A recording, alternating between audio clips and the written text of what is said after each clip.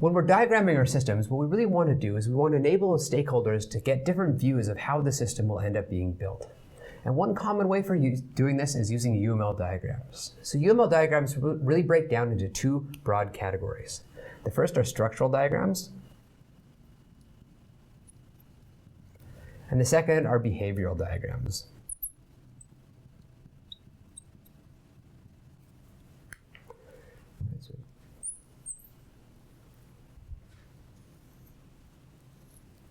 And within these two domains, within these two types of diagrams, there are different subdiagrams, some of which you've seen before.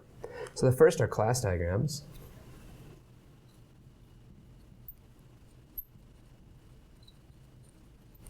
And within behavioral diagrams, you've seen sequence diagrams.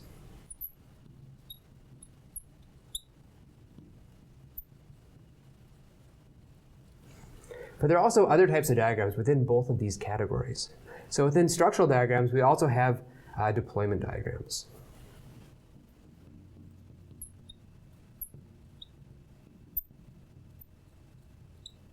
And within behavioral diagrams, we have state machine diagrams.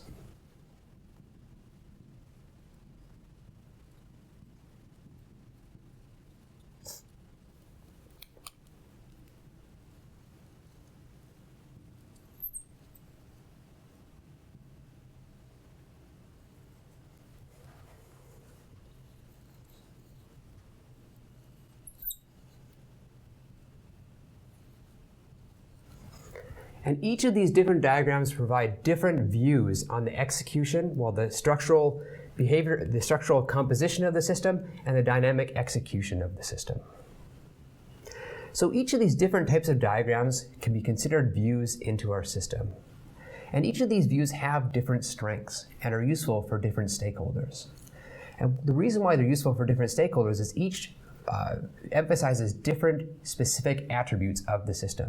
So from a developer's point of view, a class diagram is great because it can show you what elements you want to build. But for instance, as a DevOps engineer, you might be really interested in where those different classes are going to execute at runtime. Now, one thing to keep in mind is as we build these different views, we want to make sure that they remain internally consistent.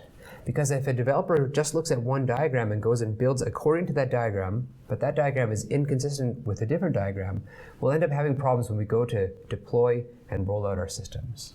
At the same time, though, when we're checking for inconsistencies between our diagrams, sometimes those help to show key problems with our designs itself. Right? So if we have a sequence diagram and we realize that we really need to get information from one class to another, and we have no way to do that, often it causes us to go back and change our class diagram directly, right? Change our design.